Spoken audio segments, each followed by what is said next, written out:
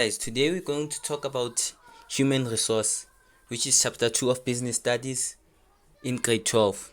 So we're going to explain each and everything related to human resource. We will read out aloud the notes of human resource. Human resource activities. We're going to start with recruitment. Meaning of recruitment.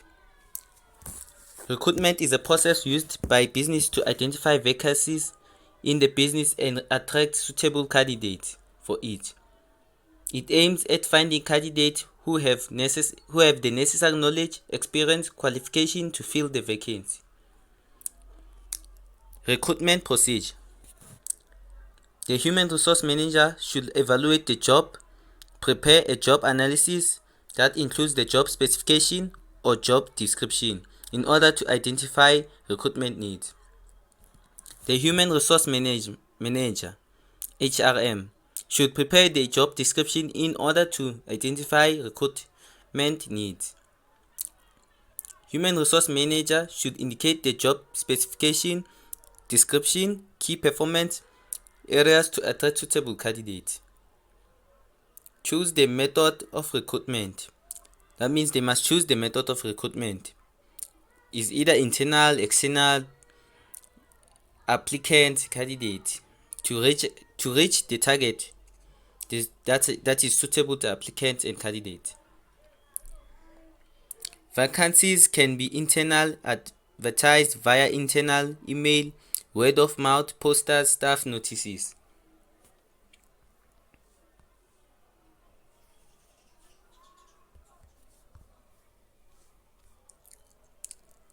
So now we are going to the difference between job description and job specification. We are starting with job description. Job description describes duties, responsibilities of a specific job. Written description of the job is a requirement. We are talking about requirements here. Describes key performance areas task for a specific job. So we are going to job specification. Specifies the minimum acceptable personal qualities, skills, qualification needed for the job. Written description of specific qualification, skills, experience needed for the job. Describes key requirements of the person who will fill the position.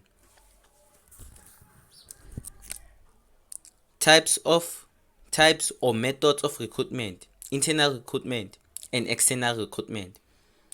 Internal recruitment, we're going to start with internal recruitment. Refers to the use of internal source to advertise vacancies inside the business. Source of internal recruitment: internal emails, intranet, websites to staff, word of mouth, business newsletter, internal management referrals, notice board of the business, internal bulletins. Impact of internal recruitment. Advantages or positives: cheaper, quicker to fill the post, provides opportunities for career paths within the business, reduce the chances of losing employees as future career prospects are available. Placement is easy as management knows the employee's skill, personality, experience, strength. Disadvantages: it may close the door to new ideas from outsiders. Employees who are not promoted may feel demotivated. The promotion of an employee could cause resentment among other employees. The number of applicants from which to choose is limited to existing staff only. Now we are going to external recruitment. External recruitment refers to the use of external sources to advertise vacancies outside the business. Source of external recruitment: recruitment agencies, billboards, printed media, newspapers, flyers, magazine posters, as you know that is printed media. Electronic media, for example radio and TV. Social media, social networks, internet, business website. Work-ins, headhunting. Impact of external recruitment. Advantages: New candidates bring new talents, ideas, experiences, skills into the business. There is a larger pool of candidates to choose from. It may help the business to meet affirmative action and triple BEE targets. Minimize unhappiness or conflict amongst current employees who may have applied for the post. Disadvantages of external recruitment. Information on CVs referrals may not be reliable. Many unsuitable applicants can slow down the selection process. New candidates generally take longer to adjust to a new work environment. External source can be expensive, e.g., example, recruitment agencies' fees, advertisements in newspapers or magazines. Selection procedure. So I'll read the easiest one, guys.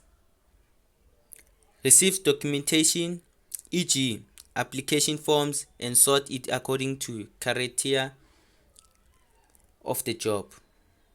Evaluate CVs and create a short list. Screen the applicants. Check the information in the CVs and contact referrals.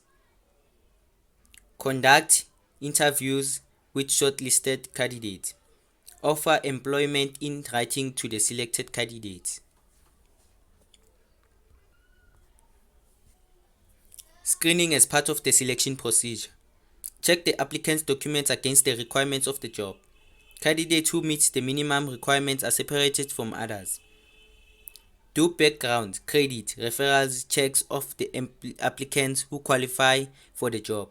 Prepare a short list of suitable candidates after screening. Purpose of the interview. Purpose of an interview. To determine a candidate suitable for the job. Obtains information about the strengths and weaknesses of each candidate. Evaluates the skills and personal characteristics of the applicant. Helps the employer in choosing or making an informed decision about the most suitable candidate. Role of the interviewer when preparing or before the interview. Book and prepare the venue for the interview. Inform all shortlisted candidates about the date and place of the interview. Set the interview date and ensure that all interviews take place on the same date if possible. Notify all panel members conducting the interview about the date and place of the interview.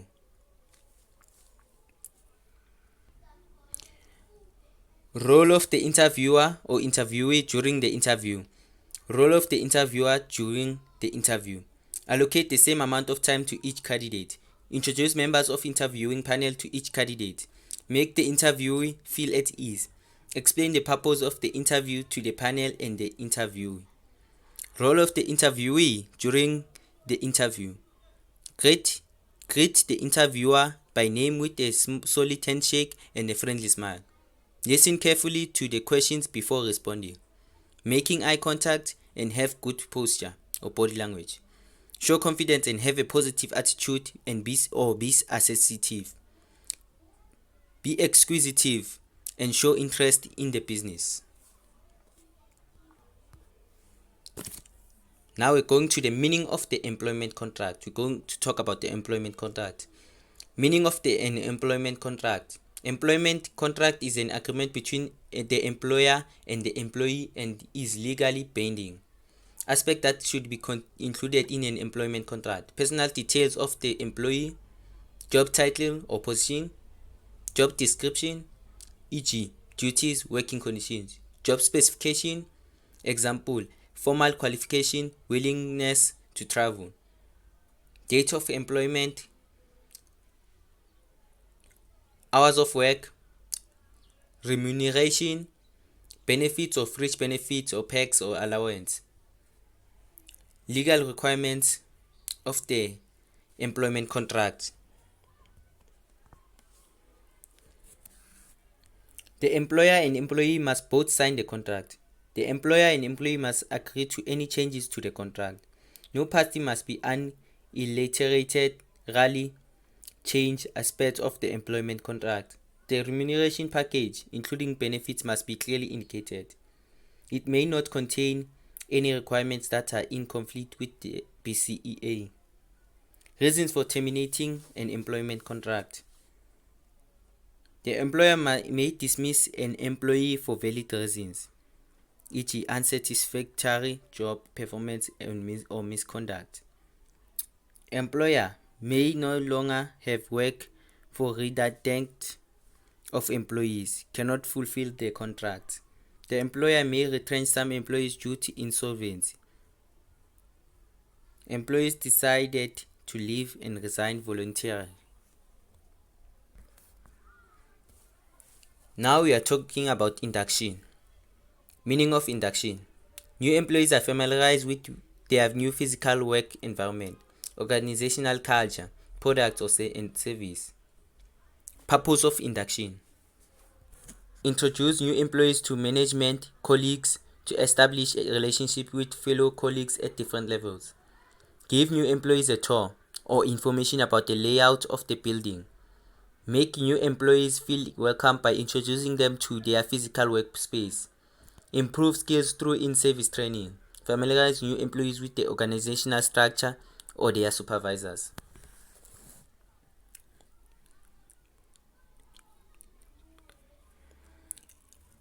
Aspects to be included in the induction program. Note, business use the purpose of induction to draw up the induction program. So now we are going to the aspects included in an induction program. Safety regulations and rules. Overview of the business. Tour of premises. Discussion of employees' benefits.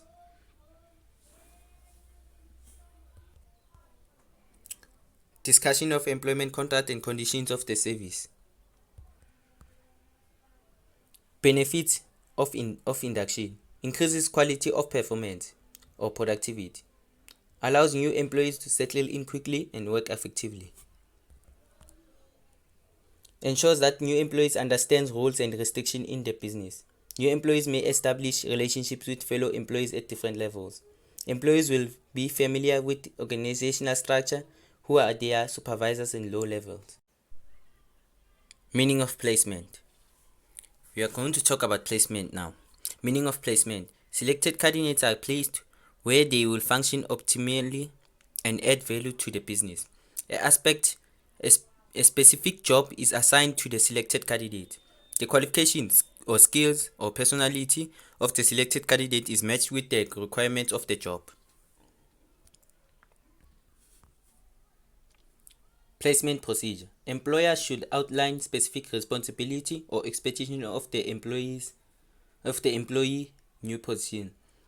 The employer should determine the relationship or similarities between the expectations of the position and the competencies of the employee. Determine the employee's strength, weakness, skills, or interest by subjecting him to various psychometric tests. The importance of training or skills development in HRM. The employee should receive the necessary training is more able to perform in their job. The investment in training that a company makes shows employees that they are valued. An effective training program allows employees to strengthen their skills. Productivity usually increases when the human resource function implements training courses. Salary determination methods.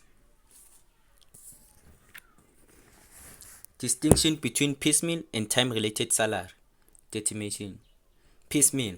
Workers are paid according to the number of items, units produced, or action performed.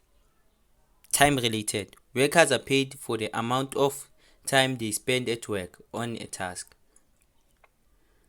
Piecemeal. Workers are not remunerated for the number of hours worked, regardless of how long it takes them to make the item. Time-related. Workers with the same experience qualifications are paid on salary scales, regardless of the amount of work done. Link between salary determination and the BCEA. BCEA outlines legalities such as employment contract which may affect salary determination. Payments of salaries should be based on whether the employee is permanent or employed on a fixed contract. The BCEA sets out conditions that ensure fair labor and human resource practices. According to the BCEA, business may use different remuneration methods to pay their employees.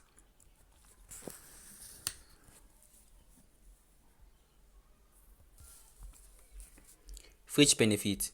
Example of fringe benefits in the workplace: medical aid fund, pension fund, provident fund, funeral benefits, car allowance or travel allowance, performance-based incentives, benefits of required by the law, unemployment insurance fund, which is the UIF. The employer and the worker each contribute 1%. Employees must pay unemployed insurance contributions of 2% of the value of each worker's salary per month. The fund also assists the dependents of the contributing worker who has died.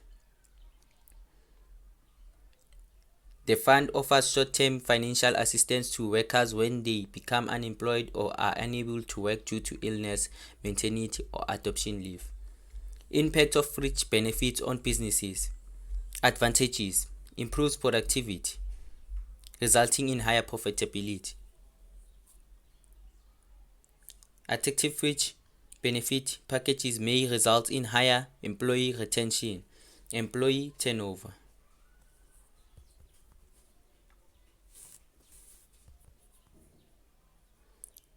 Businesses save money as benefits are tax deductible. Fringe benefits can be used as leverage for salary negotiation. At disadvantages: businesses who cannot offer fringe benefits fail to attract skilled workers. It can create conflict or lead to corruption if allocated unfairly. Fringe benefits are additional costs that may result in cash flow problems. Errors or mistakes in benefits plans may lead to costly lawsuits or regulatory fines. Decreases business profit as incentive packages remuneration costs are higher. Implication of Acts on Human Resource Functions. Implications of the Labor Relations Act on the human resource function.